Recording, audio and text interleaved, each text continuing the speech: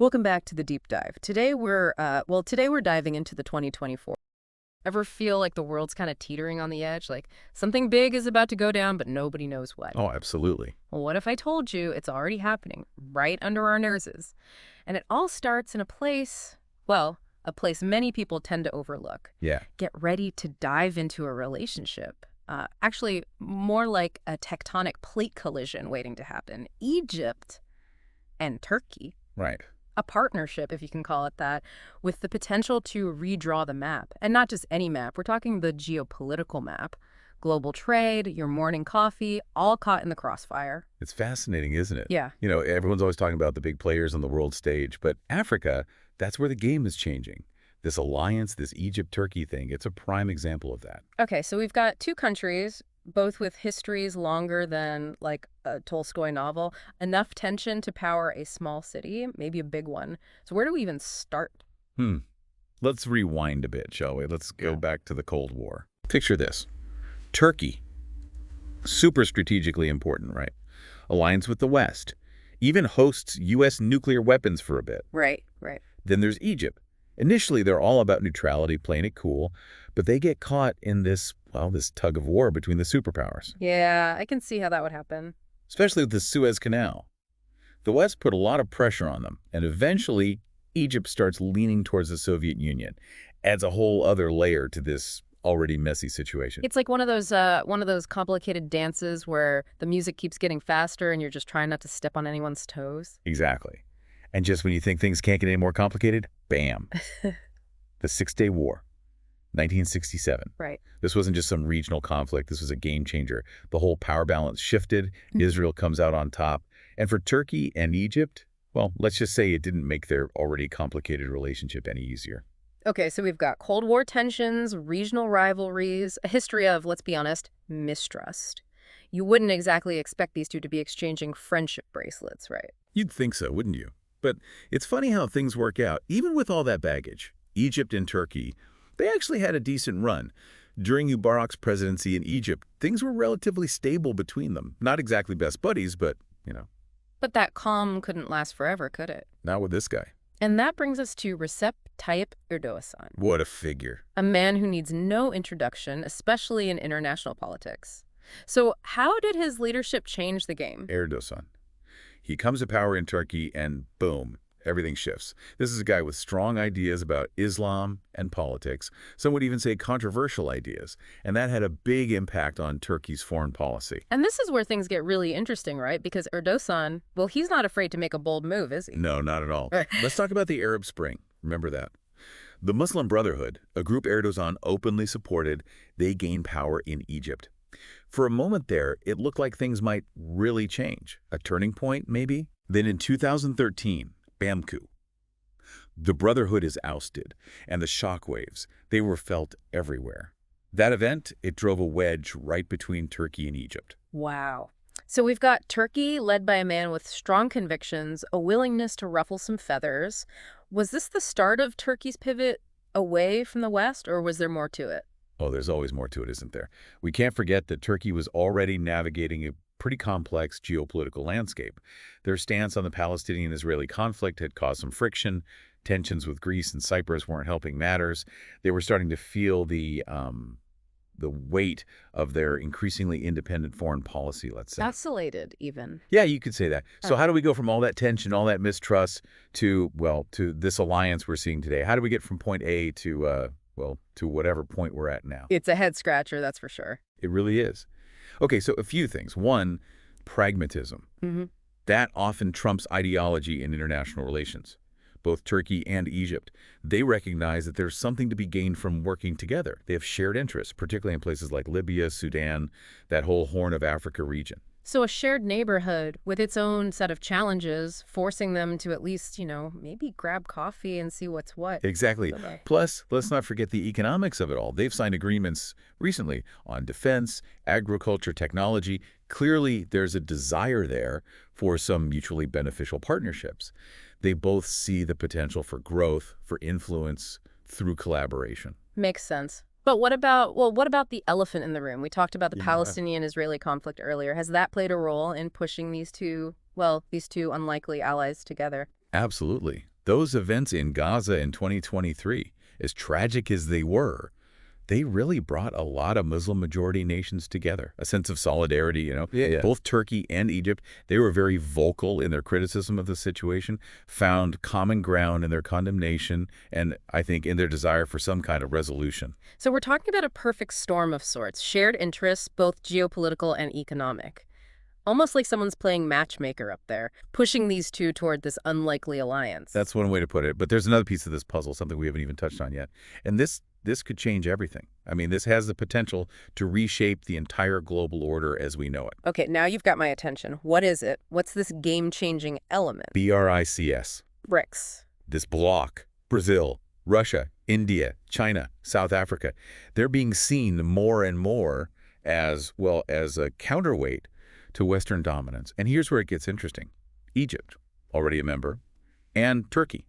They're knocking on the door, eager to join the club. Wow, okay, so this isn't just some regional power shuffle anymore. This is like the world stage getting a makeover. We're going to need to unpack that. But before we get into the potential global impact of this whole alliance thing, let's take a step back for a second. We've covered a lot of history, a lot of moving parts.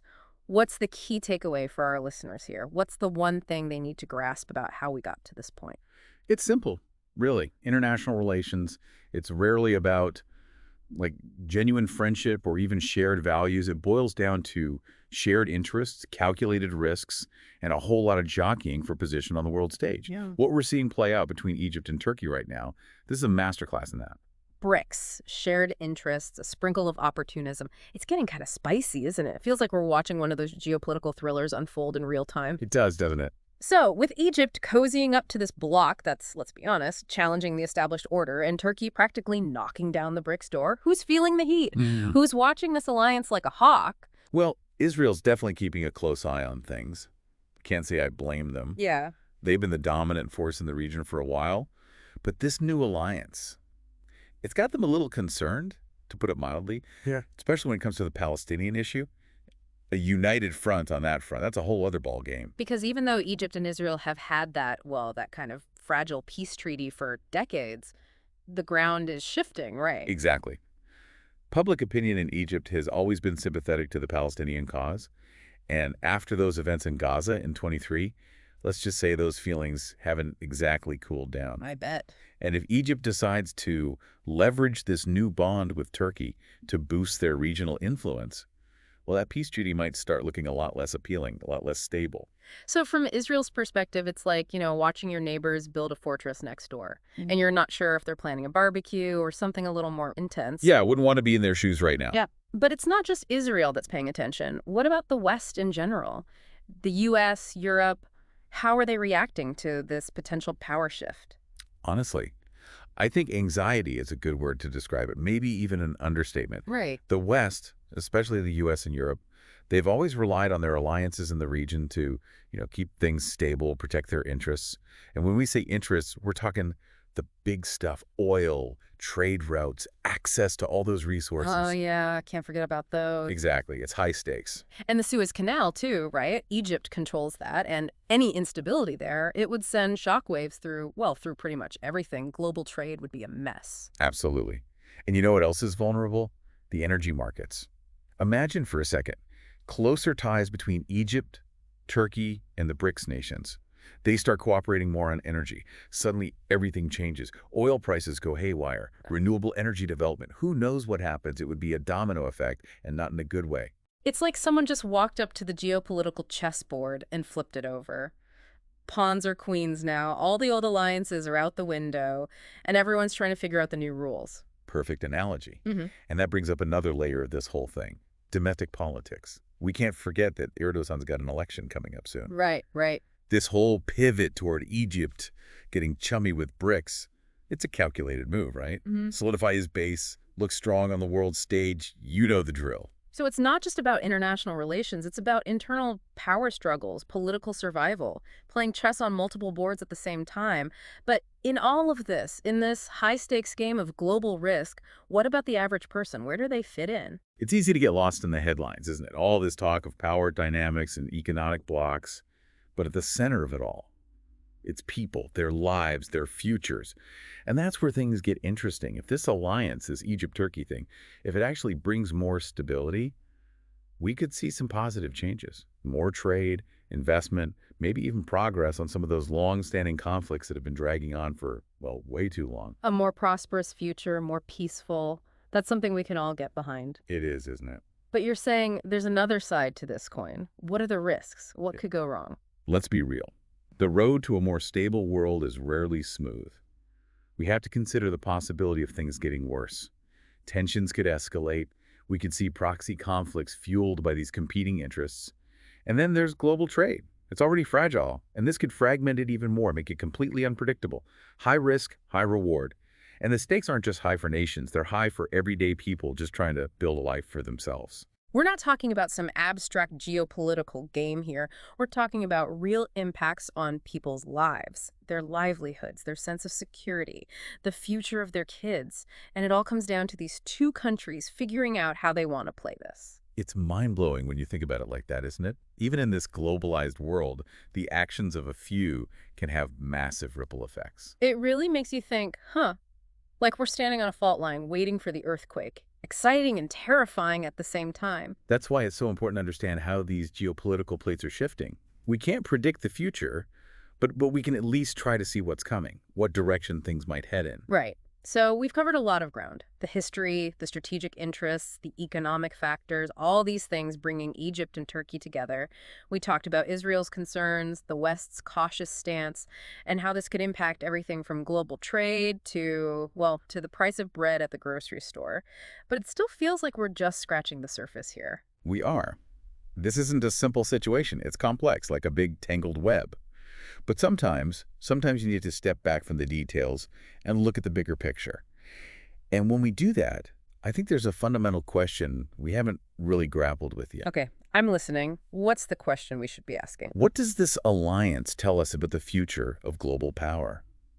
Think about it. For decades, the world has operated within a certain power structure, with the West calling the shots. But things are changing. We've got BRICS on the rise, this whole Egypt-Turkey thing taking shape. Is this it? Are we witnessing a fundamental shift in the balance of power? It's like someone hit the reset button on the world order, you know? Yeah. Everything's up in the air. What does it even mean to be a global superpower these days? Exactly. And that's what makes this so fascinating, because it's not just about who has the biggest army or the most money anymore.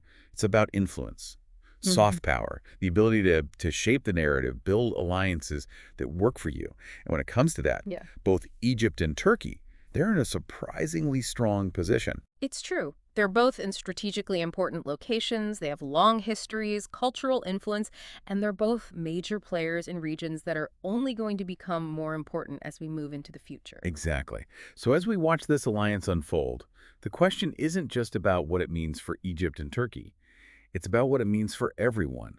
Will they use their influence to make the world more stable, more cooperative? Can they help create a global order that's actually, well, fair? Or are we just going to see more of the same old power struggles, the same zero-sum games that have always caused so much trouble? Those are the stakes for sure. We don't know how this is going to play out, but we can't just sit back and wait, right? We have to stay informed, keep talking about these issues, and think critically about the forces shaping the world around us. Exactly. Maybe, just maybe, if we do that, we can actually help steer things in a more hopeful direction. Who knows? That's a great point. And on that note, it's time to wrap up this deep dive.